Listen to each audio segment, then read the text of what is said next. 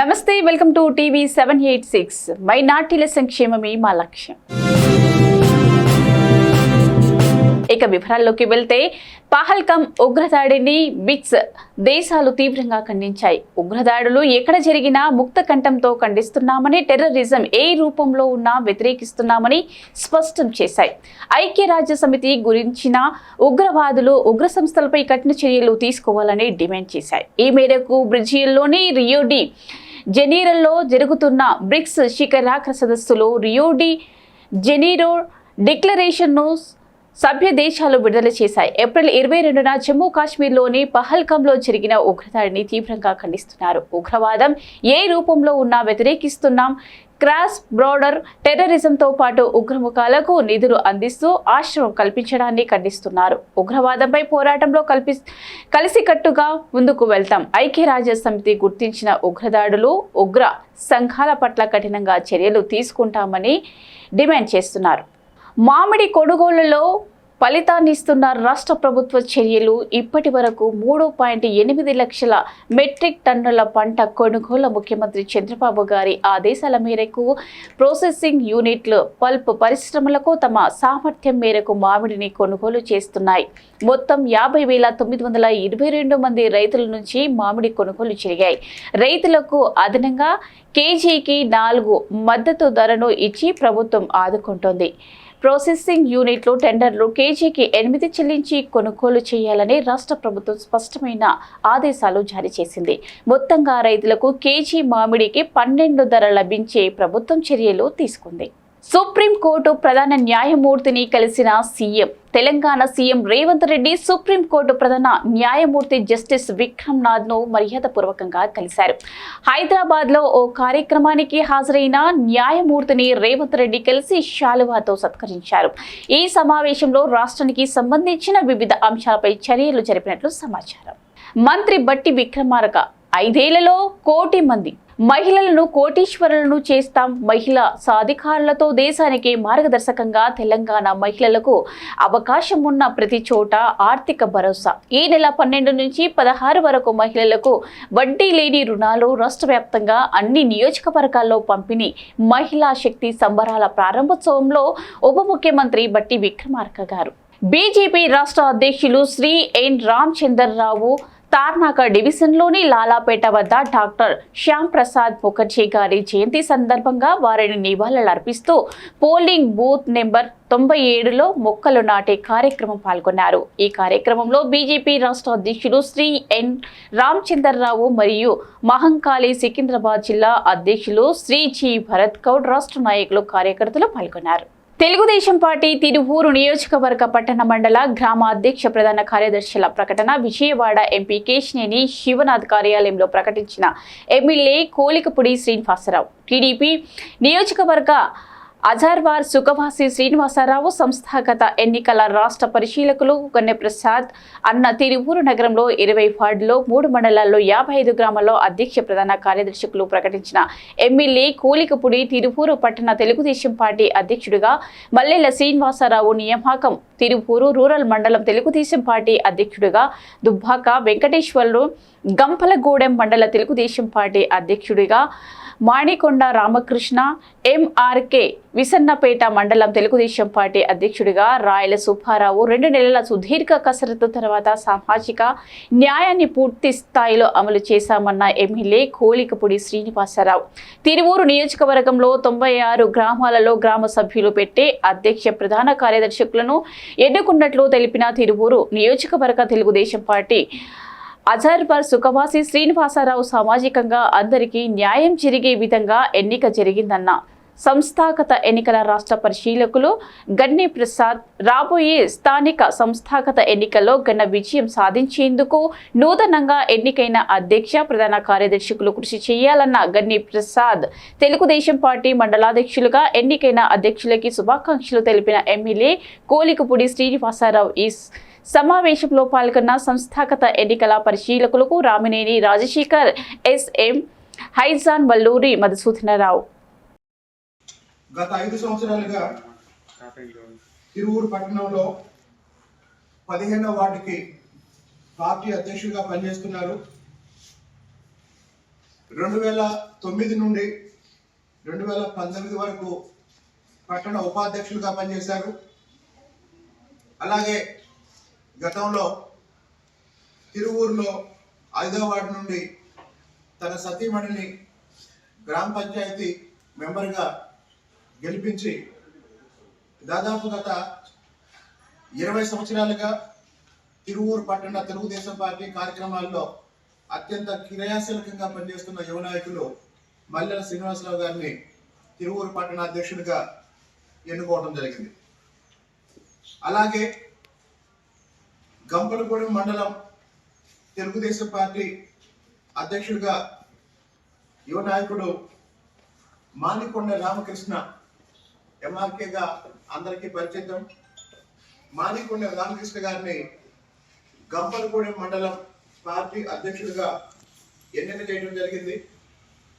2019 నుండి ఇప్పటి వరకు గంపలగూడెం మండల తెలుగు యువత అధ్యక్షుడిగా పనిచేసిన మానికొండ రామకృష్ణ గారిని ఇప్పుడు గంపలగూడెం మండలం పార్టీ అధ్యక్షునిగా కార్యకర్తలు నాయకులు ఎన్నుకోవడం జరిగింది.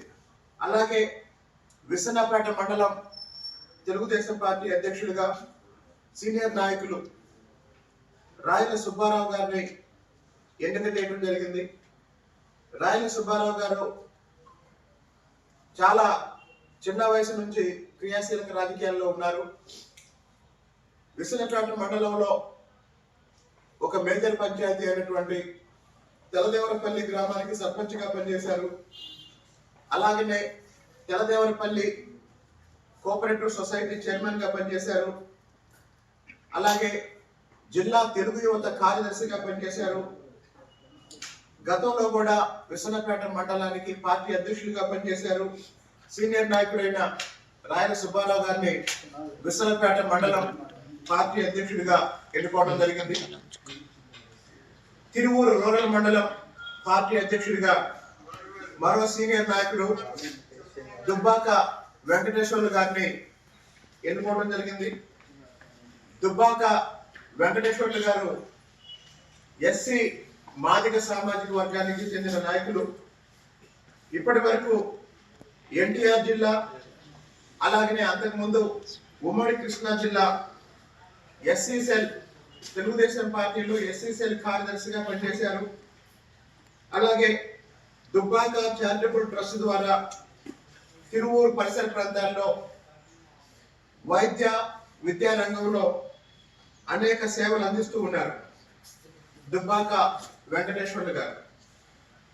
కాబట్టి తిరువూరు పట్టణానికి ఒక బీసీ యువ నాయకుడు మల్లెల శ్రీనివాసరావు గారిని, తిరువూరు రూరల్ మండలానికి ఒక ఎస్సీ సీనియర్ నాయకుడు దుబ్బాక వెంకటేశ్వర్లు గారిని నియమించడం ద్వారా తెలుగుదేశం పార్టీ సంస్థ హర్యానా రాష్ట్రంలో జరిగిన జాతీయ సదస్సు అర్బన్ లోకల్ బాడీస్ ప్రజా ప్రతినిధుల సమావేశం కార్యక్రమంలో పాల్గొని ముగించుకుని తిరిగి గన్నవరం విమానాశ్రయంకు చేరుకున్న గుంటూరు నగర డిప్యూటీ మేయర్ షేక్ సజిలా గారు అమరావతి రాజధానిలో భూమి కొనుగోలులో పేదకురుపాడుకు చెందిన టీడీపీ నేత మోసం చేసి నేను అధికార పార్టీ ఎమ్మెల్యే భాష్యం ప్రవీణ్ తాలూకు అంటూ జాన్ సైదా బెదిరిస్తున్నాడని విద్యా ఐటీ శాఖ మంత్రి నారా లోకేష్ తనకు న్యాయం చేయాలంటూ యూరప్ కి చెందిన మహిళ గుంటూరులో మీడియా ఎదుట ఆవేదన వ్యక్తం చేశారు.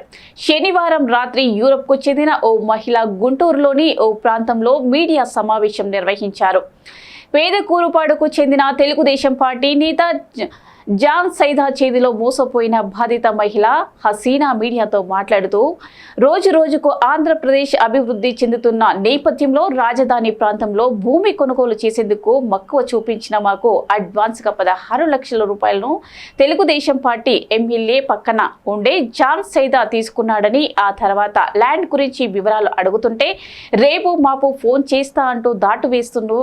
గట్టిగా అడిగితే నన్ను నా భర్త బెదిరిస్తున్నాడని మాకు నకిలీ పత్రాలు చూపించి 16 లక్షల కాజేసిన పేదకురుపాడుకు చెందిన టీడీపీ నేత జాన్ సైదా నుంచి మమ్మల్ని కాపాడి మా డబ్బులు మాకు ఇప్పించాలని, ఈ విషయం ఎవరికైనా చెబితే మీరు యూరప్ ఎలా వెళ్తారో అని బెదిరిస్తున్నాడని, ఇలా చేస్తే రాజధాని ప్రాంతంలో కానీ ఆంధ్రప్రదేశ్లో పెట్టుబడి పెట్టడానికి కానీ భూములు కొనడానికి కానీ ఇతర దేశాల నుంచి కానీ ఇతర రాష్ట్రాల నుంచి కానీ ఎవరైనా వస్తారా అంటూ బాధిత మహిళ హసీనా కన్నీరు మున్నీరుగా విలపిస్తున్నారు.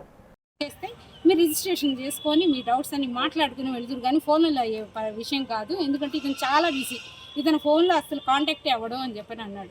సరే అని మేము గుంటూరు వచ్చామండి 20వ తారీఖు. వచ్చిన తర్వాత ఇతన్ని కాంటాక్ట్ అయ్యాం ఫోన్లోనే. అతను ఎక్కడుండి మనకి అడ్రస్ చెప్పరు, ఫోన్లో కూడా మాట్లాడించరు. ఫోన్ ఇన్ని రకాలుగా వేరే వేరే పలు విధాల నెంబర్లతో ట్రై చేస్తే మా ఒక్క నెంబర్ ద్వారా ఎత్తాడు. ఫోన్ లిఫ్ట్ చేయగానే మేము ఇట్లా అండి యూరోప్ నుండి వచ్చాము, ల్యాండ్ తీసుకున్నాం కదా మీ దగ్గర, మీతో మాట్లాడాలంటే మాట్లాడితే ఏం లేదు, మీరు రిజిస్ట్రేషన్ చేయించుకోండి లేకపోతే లేదని ఫోన్ పెట్టేశారండి. మాకు వెంటనే ఇంకా డౌట్ రేజ్ అయ్యి ఇంకా మేము ల్యాండ్ చూడటానికి వెళ్ళాము. వెళ్ళి చూసి అక్కడ ఎంక్వైరీ చేసి కుక్క మల్లేశ్వరరావు గారి నెంబర్ తీసుకున్నామండి. కుక్క మల్లేశ్వరరావు గారికి నిన్న ఈవినింగ్ మేము ఫోన్ కాల్ చేసాము. చేసి ఈ అగ్రిమెంట్ గురించి ప్రస్తావించామండి. ఏమండి మీకు 95 సెంట్స్ ల్యాండ్ ఉందా నెమలకల్లో అంటే అవునమ్మా ఉంది అన్నారు. మీరు అమ్మారంటే అమ్మానమ్మా అన్నారు. ఎవరికి అమ్మారండి అని అడిగాం. ఎందుకు అమ్మా అన్నారు. ఇట్లా జాన్ సైద్కి మీరు అమ్మినట్లుగా మాకు చెప్పి మా దగ్గర అగ్రిమెంట్ చేయించాడండి అని అన్నా. అంటే అతను ఏమంటున్నాడంటే ఈ జాన్ సైద్ ఎవరో మాకు తెలీదు, మేము అతనికి అమ్మలేదు అని చెప్తున్నాడండి. ఈ జాన్ సైదా అనే పర్సను అతని ల్యాండ్ ఓనర్ సిగ్నేచర్స్ అన్ని చీటింగ్ చేసి ఫోర్జరీ చేసి ఈ అగ్రిమెంట్ ప్రిపేర్ చేసి మాకు అగ్రిమెంట్ రాశాడండి. తను మే 15న కొన్నట్లుగా అదే రోజు 1 అవర్ డిఫరెన్స్లో మాకు అమ్మాడు. అతను 70 లక్షలు కొని మాకు 80 లక్షలకి అమ్మినట్లు చూపిస్తున్నాడు. అయినా కూడా మేము కొనుక్కోవడానికి విల్లింగ్ అయ్యాం. ఎందుకంటే అతను బిజినెస్ చేసుకుంటున్నాడు. సరే అతని బిజినెస్ అతనిది, మనకు కావాల్సింది ల్యాండ్. కానీ నిన్న జరిగిన విషయంతో మేము హఠాత్తుగా షాక్ అయ్యామండి. అసలు అతను ఎవరోనో మాకు తెలియదు అంటున్నాడు ల్యాండ్ ఓనర్. ఇతను వెంటనే మేము కాంటాక్ట్ చేసి ఏంటండి ఇట్లా అని చెప్తున్నారు అంటే, మీకు ఇష్టమే మిగిలిన అమౌంట్ కట్టి చేయించుకోండి లేదా కట్టిన అమౌంట్ వదిలేసుకోండి అంటే మేము చెప్పాము లీగల్గా మేము ప్రొసీడ్ అవుతామండి. మేము కట్టిన అమౌంట్ ఎందుకు వదులుకుంటాము, ఊరికి డబ్బులు ఏమైనా వస్తున్నాయా, కష్టపడితే రావడం చాలా కష్టంగా ఉంది, మేము ఎందుకు వదులుకోమండి, మేము మీడియా ద్వారా అయినా వెళ్తాం లేదా లీగల్గా అయినా ప్రొసీడ్ అవుతామంటే మీరు ఏం చేసుకుంటారో చేసుకోండి, మీరు మీడియాకి వెళ్తే మళ్ళీ ఫ్లైట్ ఎక్కి మీరు యూరోప్ వెళ్తారో లేదో చూసుకుందామని బెదిరిస్తున్నాడండి ఈ జాన్ సైదాని. నెల్లూరులోని పెట్రోల్ బంకుల్లో మీటర్లు మాయాజాలం వెలుగు చూస్తుంది. 400 రూపాయలకు పెట్రోల్ కొట్టిస్తే 1/2 లీటర్ కూడా రాకపోవడంతో వినియోగదారులు షాక్ అయ్యారు. కొట్టిన పెట్రోల్ అదే బంకులో బకెట్లో తీయగా మోసం బయటపడింది. ఇలాంటి మోసాలపై అధికారులు చర్యలు తీసుకోవాలంటూ పౌరులు ఆవేదన వ్యక్తం చేస్తున్నారు. నెల్లూరు జిల్లాలోని పెట్రోల్ బంకుల్లో కొందరు నిర్వాహకులు చేతివాటం ప్రదర్శిస్తూ వినియోగదారుల జోబుకు చిల్లులు పెడుతున్నారు. బుచ్చిరెడ్డిపాలెంలో ఓ పెట్రోల్ బంకులో 400 రూపాయలకు పెట్రోల్ కొట్టిస్తే కనీసం 1/2 లీటర్ కూడా రాకపోవడంతో వాహనదారులు అవాక్కయ్యారు. 400కు పెట్రోల్ కొట్టించిన అతను అనుమానంతో బైక్ను పక్కన నిలిపి పెట్రోల్ను బకెట్లోకి తీశాడు. బకెట్లో కనీసం 1/2 లీటర్ పెట్రోల్ కూడా రాకపోవడంతో సిబ్బందిని ప్రశ్నించగా వారు సరైన సమాధానం కూడా చెప్పలేదు. మీటర్లలో మాయాజాలం చేసి దాచుకుంటున్నారని వినియోగదారులు ఆవేదన వ్యక్తం చేస్తున్నారు. మీటర్లను మ్యానిపులేట్ చేస్తూ ప్రజలను మోసం చేస్తున్నారు. ఇలాంటి మోసాలను ఎవరు పట్టించుకోవడం లేదు అంటూ ఆవేదన వ్యక్తం చేస్తున్నారు. అధికారులు ఎలాంటి చర్యలు తీసుకుంటారో చూడాల్సి ఉంది.